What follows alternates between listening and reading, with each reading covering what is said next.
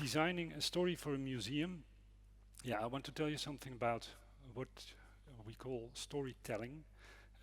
Everybody is talking about storytelling, also advertising companies are talking about storytelling, but also museums.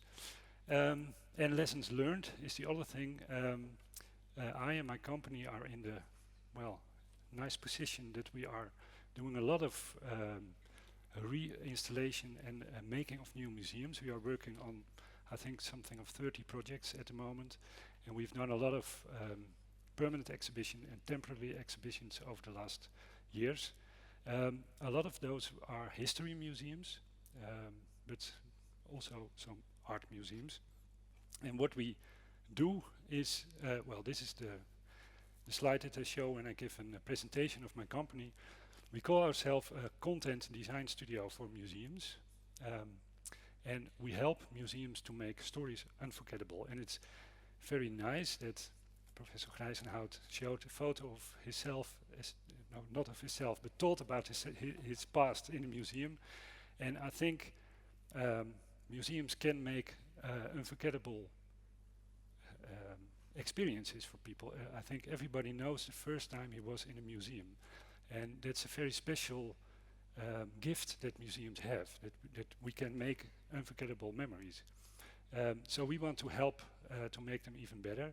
And we have an approach for that. It's called emotion design. And we learned a lot and we developed it over the last 10 years. And I want to take you to that.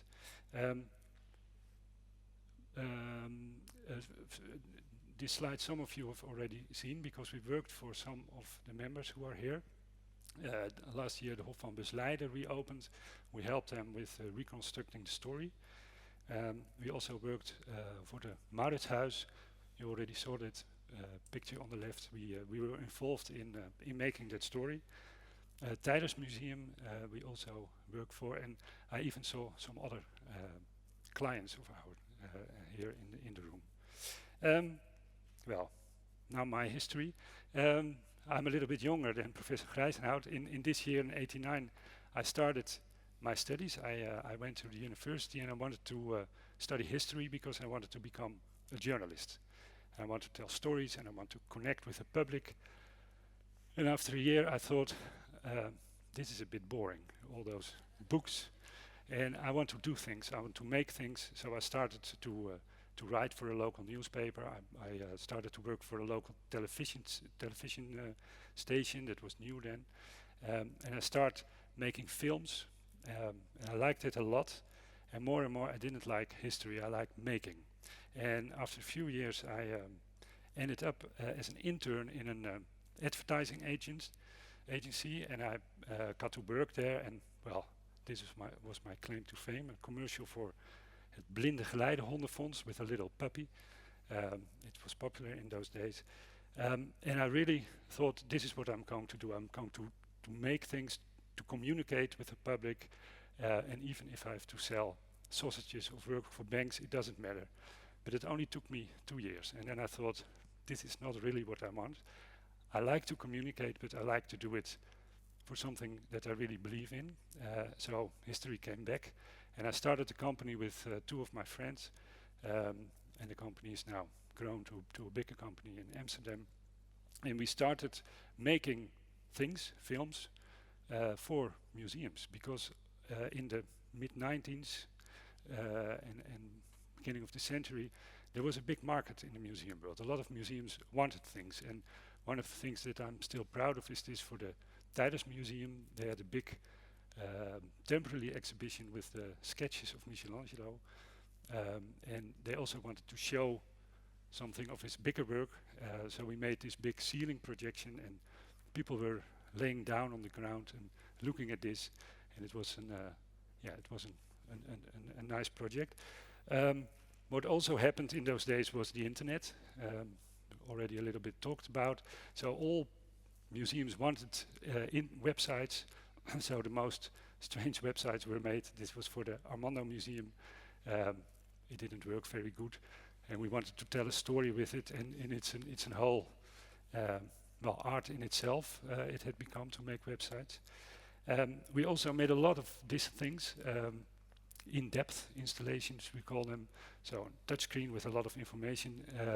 The Hermitage came to Amsterdam, and we were making all the interaction and the touchscreens there.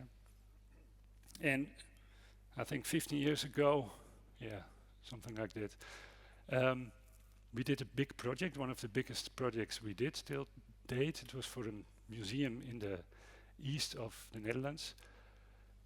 And we made, I believe, 15 interactive installations about the history of the region. But we also went a bit, what are we doing? What is this? What are those museums asking? We like to make a family quiz about the history of the family, and we like to make all kind of movies, but what are we doing? And we realized that a lot of museums came to us with two questions. I have a lot of facts, could you tell it to a public? Or could you make me, well, in the beginning a touchscreen, later on could you make a VR of an AR? And we thought, what is happening? A few years ago I had an intern, and she was, well, as you understand, I have a very practical way of working in a museum. And the whole story Professor Gijzenhout told me, I wasn't aware of this a little bit. I heard of white boxes and that kind of things, but a few years ago I wanted to know more about museology and yeah, what we were doing. And an intern of me gave me this book. You have to read this, New Museology. It was published in '89, the year I started my study. And it was an eye-opener for me. There are all articles in about all trends that were then seen in the museum world. And I thought, well, because of those trends, I have my company. In short, I found this picture. The idea is that the old temples of wisdom, the temples that where beauty was held, that are static, that are not moving, are evolving to what they call a kind of universal museum. But there is a lot of things happening. Publics are rising. There are new groups banging on the door who want to get in, who want to understand what's happening there. Museums have to earn money much more than they did. Tourism is getting bigger. The question is, it's a leftist hobby. Why do you do it? That kind of things. There were all kinds of pressure on the museum, and the museums had to change. And that was, I think, why we were asked to make experiences and to make big movies and to make all kind of information layers, because those museums were looking for new ways to tell the story. But there was also one text in the book that I found very interesting. I'm going to read it. Beyond the captions, the information panels, the accompanying catalogue, the press handout, there is a subtext comprising innumerable diverse, often contradictory strands, woven from the wishes and ambitions, the intellectual or political or social or educational aspirations and preconceptions of the museum director, the curator, the scholar, the designer, the sponsor, to say nothing of the society, the political or social or educational system which nurtured all these people and in so doing left its stamp upon them. So those stories we were telling were made by all kinds of influences, and we were all thinking it's just one story, and a museum is telling one story, but a story is made, a story is a construction. And you can also say, from our perspective, a story is designed. So we thought we are going to call ourselves story designers or content designers, because a museum is making a story, and it's an very it's an act. You are doing it, and you can choose in all kind of things. It's not existing, it's made. But how is a story made? That was the next question, and the next thing we had to learn. So we went to the best storytellers in the world, in Hollywood.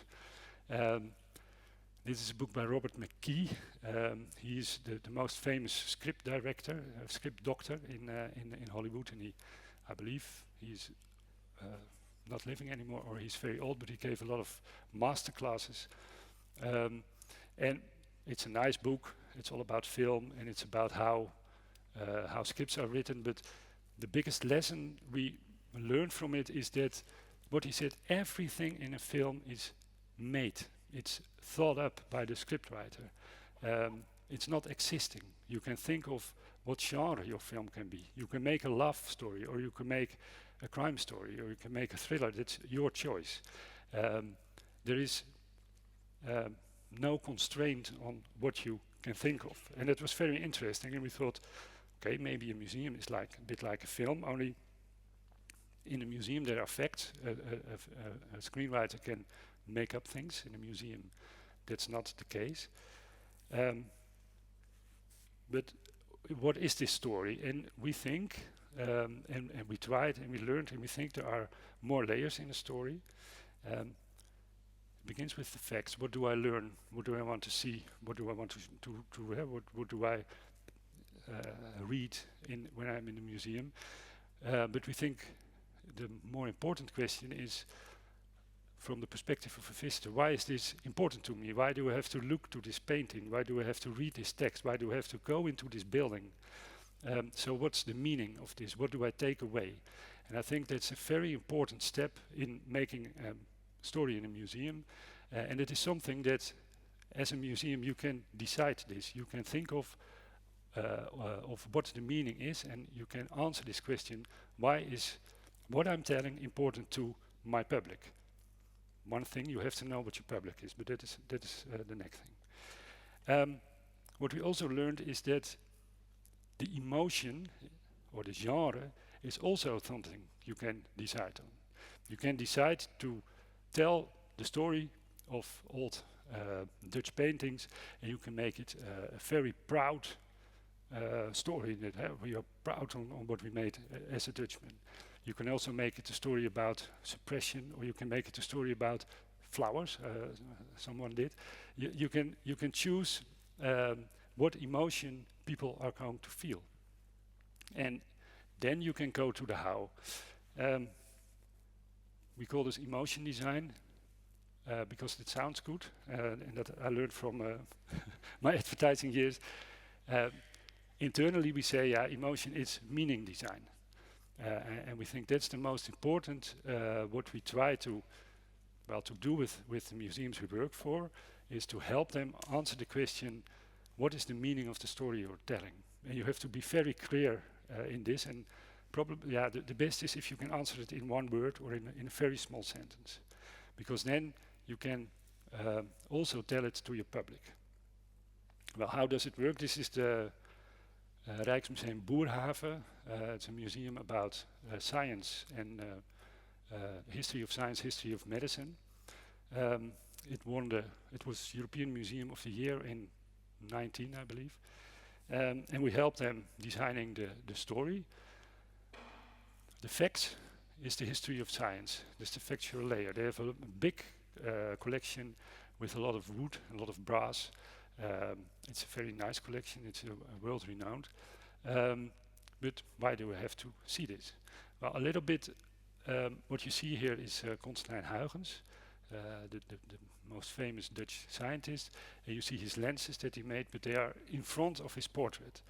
And that tells something about the meaning, because we said, well, the meaning why I have to look to this, to the history of science, is that what the takeaway is for the public is that scientists look differently to the world. And that is what science brings us, and it is also what it can bring to you. You can also learn to look at a different way to the world. And by looking differently, we see new things, scientists discover things, and we learn more and more and more. We also connected an emotion to this, a genre, and it is connected to the building. And we said each theme is its own world and has its own atmosphere and its own genre. This is an attic, and this is the attic of the 17th century, 17th, 18th century. You see here the study rooms, the study tables of 5 key scientists. In this are all the the objects, and there is some interaction, and you can really discover in this attic the story of them. Totally different is an atmosphere of a hospital, and this is the history of medicine. And together with the spatial designer, he came up with the idea to make the showcases slightly reminiscent of the hospital beds and that kind of things. And we also looked to the how, and also there we thought we want to use this looking differently. So we tried to tell the story also different. So not on a screen, but on your arm, for instance, or with your body. And this is the story of Vesalius, who was the first who opened up bodies and wrote about it. The story is told, but it is shown on your arm, and you can really see what he saw, and in comparison with what the old Greeks saw. So it's a very easy way to get into the message. This emotion design is something we learned by doing it a lot of times. And one of the other things we learned, and that is very important, also we started with looking at film, but a museum is not a film. A museum is totally a means on its own, and I think one of the important characters of designing a museum is that you have to do it together. A curator is not making the exhibition on his own. A designer is not making the exhibition on his own. The educational staff is not making it on his own. It's really a co-creation of a lot of parties, from people with a lot of scientific background to very practical and technical things. So you really have to do it together. And also this making of the story is something you have to do together. And we also had to learn that we as an external party are not the specialists on the facts. I think you all know much more than I know about the subject. I'm sure of that. The how, maybe it's better to use people who are making things every day to do that. But the meaning and the emotion is something you really have to do together. And you can use a company like ours, but also when you do it inside your museum, you also have to do it together. And what is very important, this is the pyramid of trust. It's a thing that is used in by team coaches.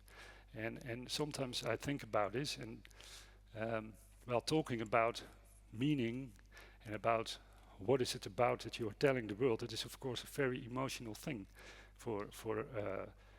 It's very personal, and it really goes to your heart, because this is why you choose to work for a museum, and this is why you are waking up and why you are working so hard. And we sometimes are a bit of a therapy, what we do with a museum, to get everybody around the table and talk and speak out what you want. It only works when there is trust, because if you trust each other, and if you respect each other's knowledge, and if you listen good, then you can have a conflict and you can fight about what the museum has to be. If you've done it, you can also commit. And there's nothing, what's not good is that you say, you tell that story, it's okay, I tell this story. Then you get a fussy museum. But it's important to speak out, to have a conflict, to commit to it, and to say, okay, that's what we are going to make, and then you can get a good result. So museums with a lot of trust also get good exhibitions, is my experience. Another thing that we learned is that a museum really isn't a film or a book or a video game. When you are making a story in a museum, you have to deal with a lot of different things, and all those things have their boundaries or don't have their boundaries. And what is important when we are talking to a museum is that we are trying to understand where the boundaries are. So for instance, a building is something that you cannot change. Sometimes you can change it, but a lot of the time not, and even if you are in a historical building, then it's even harder to do. So for the museum Hof van Busleijden, that is in in a house, in a hof, how do you call it, an estate or something like. It's not a museum, and we want to. People are getting lost a bit in it, so we try to tell the story in a way that the house is very logical. So the concept is at home in Burgundy, in Mechelen, and you see this story in a house, and you go to the houses of the different people. So you go thuis bij Busleiden, at home at Busleiden, the man who built the house and who lived there, or at home at Margaretha, who reigned there in the period the museum is about. So if the building demands certain things for routing, for instance, or certain objects can only be in certain parts of the building, it can also be sometimes a problem, then you have to take into account the way you are telling your story. Another thing is what we really had to learn is the value of a collection. A collection is something with a big history, and each object has his own angles, his own nice things, his own problems, and his own stories, so you can say. So you really have to honor them when you are designing, and not use them as a puppet in your story, as in a movie. It's not an actor. It's a thing on its own. And that was for the exhibition in the Mauritshuis very important. This is Johan Maurits. It's a replica of a statue, and it was removed, and a lot of hustle in the politics because it was a kind of whitewashing, and the museum got woke and whatever. So the museum wanted to do something about it, and together we came up with this exhibition. But they said, well, we are not an historical museum. We don't have historical objects, a little bit, but that's not the core of what we do. We have very good art objects. And that is what we have, and that is what we always will be. So we had to use those artworks for a historical story that we wanted to tell about the slavery, because Johan Maurits was the one who started the slave trade. So what we did here, we took the paintings as the starting point of the whole story, and we said, well, the way we look at the past is constantly changing, and we wanted to tell it to a bigger audience. So the way we look at Johan Maurits is changing. The only thing we have from the past are those paintings. Those paintings are not changing, but the way we are looking at them, that is changing, shifting image. So we asked 30 scholars, opinion makers, to look at the painting and to say what they see. And on the little touchscreens there, you can see their texts. They are not hierarchical, they are not in a hierarchy, so you can swipe through them. And sometimes they say, well, this is a high point of 16th century painting or whatever. And another person said, that little girl, there is sugar on the table, and it's sugar that is made by a slave in South America. So you can look at all different ways at this exhibition. A very important thing is telling a story is deciding to who you are telling the story. And that is something what museums are finding hard to do, because they always say, yeah, then I lose my visitor. And the real museum lover also, we are making it for them. And at the same time, they say we want to reach a new audience, and we want to have families, always families. Or we want to have people with color or other people from groups out of society. If you really want to do that, you really have to choose for a target group, and you really have to stick to this target group, and you have to make your story for this target group. Not by making it very simple or stupid or whatever, but think, what is this group that I'm making the story for, and what do they need?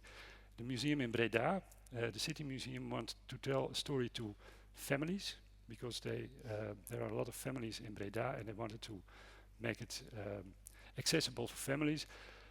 So what we did, we made the story very iconic. So we said it's a story about a town. So we printed the town on the floor and the walls, a big old city map. So you are directly in the in the time where the story is. And of course in the city there is always a big church. This is a model that was in part of the collection. We put it in the middle and we made, together with the spatial designer, a grey thing about around it, so that you understand this is a story about a city long ago. Children can relate to that, families can relate to that. And in this setting, of course, there are nice objects presented on a very classical way that also the elderly liked. And the children can, in this world, also do their things. So the way the story is told is really catered to this target group. Yeah, sometimes there are people who say it's a bit, well, it's not a white box, so to say, if you do carpet on the walls.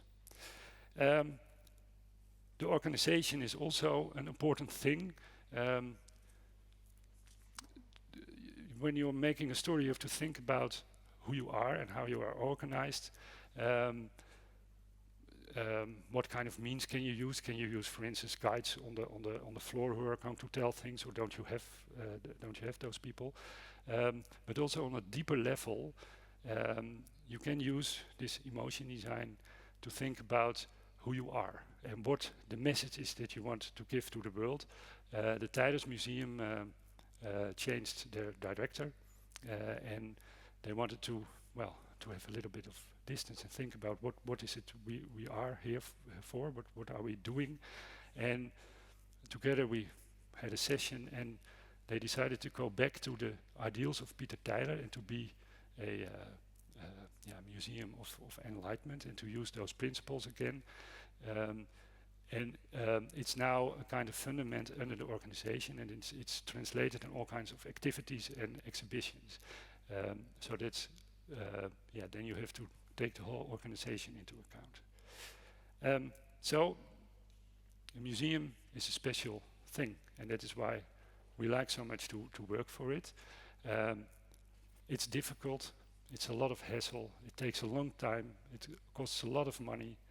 There is a lot of emotion involved.